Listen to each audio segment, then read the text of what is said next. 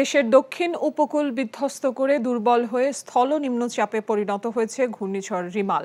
আগামীকাল দুপুর নাগাদ পরিস্থিতি স্বাভাবিক হবে বলে জানিয়েছে আবহাওয়া অফিস।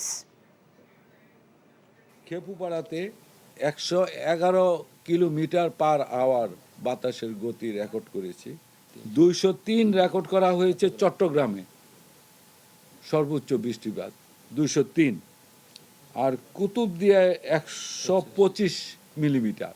উত্তর বঙ্গোপসাগরে অবস্থানরত সকল মাছ ধরার নৌকা ও ট্রলারসমূহকে আগামীকাল 28 মে 2024 দুপুর পর্যন্ত নিরাপদ আশ্রয়ে থাকতে এবং পরবর্তীতে সাবধানে চলাচল করতে বলা হয়েছে।